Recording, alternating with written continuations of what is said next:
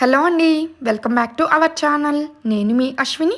ఈరోజు మన వీడియో వచ్చేసి రాగి పిండితో పల్చటి రొట్టెలు ఎలా ప్రిపేర్ చేసుకోవాలో చూపిస్తాను. చాలా బాగుంటాయి.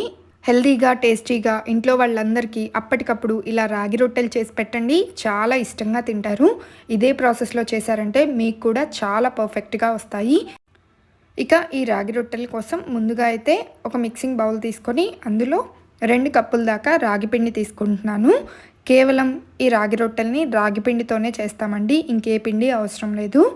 ఇందులోనే రుచికి తగ్గట్లుగా ఉప్పు, 1 స్పూన్ దాకా జీలకర్ర వేసుకొని పిండిని పక్కన పెట్టుకున్నాను. నెక్స్ట్ పిండిలో కలుపుకోవటం కోసం 1.5 కప్పు వాటర్ని స్టవ్ మీద పెట్టేసి బాయిల్ చేసుకున్నాను. ఇలా బాగా మరిగిన తర్వాత ముందుగా తీసుకున్న పిండిలో ఈ వాటర్ని వేసి కలుపుకోవాలి.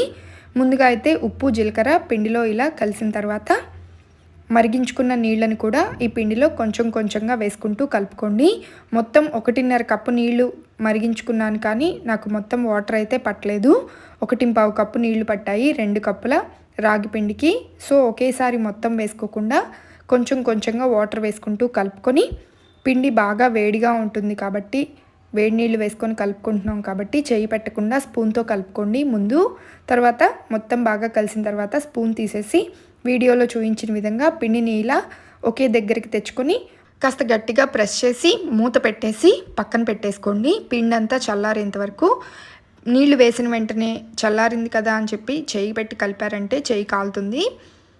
నేనైతే పూర్తిగా చల్లారేంత వరకు ఇలా పక్కన పెట్టేసుకున్నాను. నెక్స్ట్ ఇందులో ఉల్లిపాయ ముక్కలు చిన్నగా కట్ చేసుకొని వేసుకున్నాను. అండ్ కొన్ని పచ్చిమిర్చి ముక్కలు, కాస్త కొత్తిమీర, ఇంకా కరివేపాకు వేస్తున్నాను. మీకు ఇష్టమైతే అల్లం తరుగు కూడా వేసుకోవచ్చు. ఇలా ఇవన్నీ వేసుకొని ఇప్పుడు పిండిని బాగా కలుపుకోవాలి.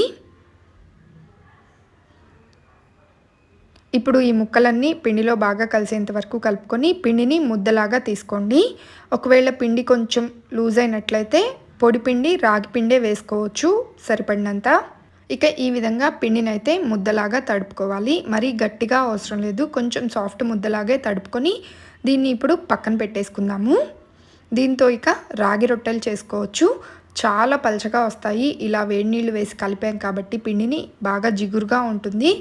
ఇక ఈ రాగి రొట్టెలు చేయటం కోసం ఒక తడి క్లాత్ అయితే తీసుకోండి. ఏదైనా వైట్ పల్చటి కాటన్ క్లాత్ అయినా లేదా ఇలా కర్చీఫ్ అయినా తీసుకొని తడుపుకొని ఒక ప్లేట్ మీద వేసుకొని వీడియోలో చూపించిన విధంగా కలుపుకున్న పిండిని ముద్దలాగా తీసుకొని ఈ క్లాత్ మీద వేసుకొని చెయ్యి మాత్రం తడుపుకుంటూ పిండిని పల్చగా రొట్టెలాగా ఒత్తుకోవాలి. చేతికి కాస్త వాటర్ అప్లై చేసుకుంటూ ఒత్తుకున్నారంటే మీరు ఎంత పల్చగా కావాలంటే రొట్టె అంత పల్చగా వస్తుంది. ఆయిల్ ఏమీ అప్లై చేయనక్కర్లేదు. గిన్నెలో పక్కన వాటర్ పెట్టుకొని వాటర్లో చెయ్యి అప్పుడప్పుడు ముంచుతూ తడి చేసుకొని రొట్టెని ఒత్తుకోండి. చాలా అంటే చాలా పలచగా వస్తుంది. వేడి నీళ్ళు వేసుకున్నాం కాబట్టి పిండి జిగురు జిగురుగా ఉంటుంది కాబట్టి రొట్టె కూడా చాలా పలచగా వస్తుంది. చూసారు కదా, ఈ విధంగా తడి క్లాత్ మీద అయితే రొట్టెని పలచగా ఒత్తుకున్నాను. ఇప్పుడు దీన్ని పక్కన పెట్టేసి స్టవ్ ఆన్ చేసి ప్యాన్ పెట్టుకున్నాను రొట్టె కాల్చుకోవటం కోసం. ప్యాన్ కాస్త వేడైన తర్వాత ఆయిల్ అప్లై చేసుకొని వీడియోలో చూపించిన విధంగా ముందు చేసుకున్న రొట్టెని పెనం మీద వేసుకోవాలి. తర్వాత పైన క్లాత్ తీసేసి మూత పెట్టేసి రొట్టెని కాల్చుకోవాలి. ఆ రొట్టె కాలేలోపు మరొక రొట్టె చేస్తున్నాను. మీరు రొట్టె ఎంత పలచగా కావాలి అంటే అంత పలచగా వస్తుంది. అండ్ పిండి ముద్దని తీసుకొని చేతికి తడి అప్లై చేసుకుంటూ రొట్టెని ఒత్తుకున్నారంటే చాలా అంటే చాలా పలచగా వస్తుంది. ఇక ముందు వేసుకున్న రొట్టె అయితే ఒకవైపు కాలింది, రెండో వైపుకి టర్న్ చేస్తున్నాను. ఇలా మీరు 1 by 1 రొట్టెలు వేసుకుంటూ కాల్చుకున్నారంటే ఎన్ని రొట్టెలైనా సరే ఈజీగా కాల్చి పెట్టేసేయచ్చు. పిల్లలకి, ఇంట్లో వాళ్ళందరికీ చాలా ఇష్టంగా కూడా తింటారు.